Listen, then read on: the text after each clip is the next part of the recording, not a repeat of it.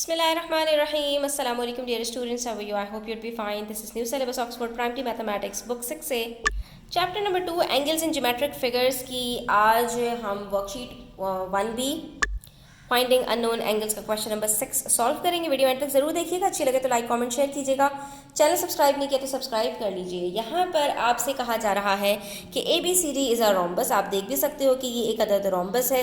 अच्छा, रोम्बस को डिस्कस कर लेते हैं, उसकी कुछ प्रॉपर्टीज़ के बच्चों। रोम्बस उसको कहा जाता है जिसका कोई भी एंगल हमारे पास 90 डिग्री नहीं होता। स्क्वायर और रोम्बस के दरमियान में यही डिफरेंस होता है कि स्क्वायर के सारे एंगल्स, चारों एंगल्स 90 डिग्री के होते हैं, जबकि रोम्बस के अंदर चारों एंगल्स हमारे पास 90 डिग्री के नहीं होते। ठीक है, अलबत्ता रोम्बस के भी 4 साइड्स होते हैं और चारों साइड्स इसके इक्वल होते हैं। ठीक है, और इसके अंदर अब हम देख लेते हैं कि हमारे पास क्या कहा जा रहा है इसके अलावा कि ABCD is a rhombus and CDEF is a parallelogram. Parallelogram हमारे पास CDEF है। इन दोनों के दरमियान में डिफरेंस ये होता है कि दोनों के ऑपोजिट साइड्स पैरेलल होते हैं, लेकिन रोम्बस के चारों साइड्स इक्वल होते हैं, जबकि पैरेललोग्राम के अंदर रेक्टेंगल की तरह सिर्फ ऑपोजिट साइड्स इक्वल होते हैं, लेंथ में चारों साइड्स इक्वल नहीं होते। यही डिफरेंस रोम्बस और पैरेललोग्राम के दरमियान में है कि एक के चारों साइड्स इक्वल होते हैं, दूसरे के चारों साइड्स इक्वल नहीं होते। Next we have GCF is a straight line. आप देख सकते हो कि GCF हमारे पास स्ट्रेट लाइन है। BAD is equal to 70 degree. ये हमारे पास, ये देख सकते हैं आप कि BAD हमारे पास 70 डिग्रीज है।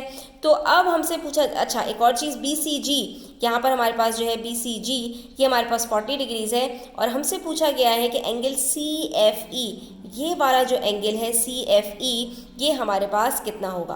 तो इसको मालूम करने के लिए हम ज़रा रिवर्स वर्किंग करते हैं। ठीक है बच्चों, कि हमें क्या चीज़ पता चल जाए तो हमें ये वाला एंगल पता चल जाएगा, क्योंकि अल्टीमेटली हमें इसको फाइंड आउट करना है, इसलिए सारी चीज़ें फाइंड आउट करने की ज़रूरत नहीं है। तो बच्चों पैरेललोग्राम के अंदर इतना याद रखो कि जो दो पैरेलल लाइंस होती हैं, इनके बीच में बनने वाले जो दोनों एंगल्स होते हैं उसका सम हमेशा 180 डिग्रीज होता है। यानी यहाँ पर हमारे पास DEF जो भी एंगल होगा, अगर ये हमें एंगल पता चल जाए तो हमें ये वाला एंगल मालूम करना कुछ भी मुश्किल नहीं रहेगा। क्यों? क्योंकि हम 180 डिग्री में से उसको सबट्रैक्ट करेंगे और हमारे पास ये CFE निकल आएगा। अच्छा, अब इसकी मैं क्यों बात कर रही हूँ कि इसको हमें फाइंड आउट करना आसान है। क्यों? क्योंकि पैरेललोग्राम के अंदर जो ऑपोजिट एंगल्स होते हैं वो इक्वल होते हैं। तो अगर जो हमारे पास DEF है वो हमें पता चल सकता है अगर हमें ये DCF पता चल जाए। इसका मतलब है ये दोनों एंगल्स हमारे पास सेम होंगे, तो हम इस वाले एंगल को पता लगाने की कोशिश कर सकते हैं। कैसे पता लगाने की कोशिश कर सकते हैं बच्चों? ऐसे पता लगाने की कोशिश कर सकते हैं क्योंकि ये एक स्ट्रेट लाइन के ऊपर एंगल लाई कर रहा है जो 3 पार्ट्स में है, जिसमें से एक एंगल हमें गिवन है और दूसरा एंगल ये वाला हमें पता चल सकता है। तो स्ट्रेट लाइन के ऊपर अगर 2 एंगल्स पता है और तीसरा पता लगाना है तो वही बात कि 180 डिग्री में से बाकी दोनों के सम को सबट्रैक्ट कर दो, आपको खुद ब खुद ये वाला एंगल पता चल जाएगा। तो देखो हम स्टेप्स काउंट करते हैं कि हमें सबसे पहले ये वाला एंगल फाइंड आउट करना है, फिर हम इन दोनों को ऐड करेंगे, जो आंसर आएगा उससे हमें ये वाला एंगल पता चल जाएगा 180 में से सबट्रैक्ट करके। जब ये वाला एंगल पता चल जाएगा तो ये दोनों इक्वल है, ये भी वही निकलेगा। जब ये वाला पता चल जाएगा तो इसको हम 180 में से सबट्रैक्ट करेंगे और हमें जो रिक्वायर्ड एंगल है वो मालूम हो जाएगा। तो स्टेप 1 के अंदर हम सबसे पहले BCD एंगल मालूम कर लेते हैं। तो बच्चों याद रखो, जैसे पैरेललोग्राम के अंदर ऑपोजिट एंगल्स इक्वल होते हैं, ऐसे ही रोम्बस के अंदर भी पैरेलल जो ऑपोजिट एंगल्स होते हैं वो इक्वल होते हैं। अगर मेरे पास एंगल BAD गिवन है और वो 70 डिग्री है तो एंगल BCD वही 70 डिग्री होगा। क्यों? क्योंकि ये दोनों इक्वल होते हैं। जब ये पता चल गया तो इन दोनों को मैं ऐड कर लेती हूँ, मेरे पास आंसर आ जाएगा 110। 110 में से मैं 180 डिग्रीज को सबट्रैक्ट करूंगी तो मेरे पास आंसर आ जाएगा 70 डिग्रीज। इसका मतलब है कि मेरे पास ये एंगल भी 70 डिग्रीज ही होगा। ठीक है, और जब ये भी पता चल गया तो इसके ऑपोजिट में ये भी 70 डिग्रीज होगा।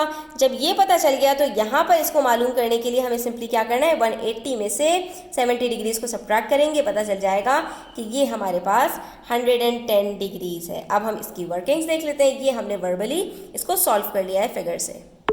तो यहाँ हम अपनी वर्किंग्स को 4 स्टेप्स में शो करेंगे। पहले स्टेप के अंदर हम रोम्बस की बात करेंगे, जिसके अंदर हमारे पास ऑपोजिट एंगल्स इक्वल हैं, तो हमारे पास ये एंगल BCD निकल आया 70 डिग्रीज। उसके बाद हम बात करेंगे इस स्ट्रेट लाइन की जिसके ऊपर 2 एंगल्स मालूम है, तीसरा कैलकुलेट करना है।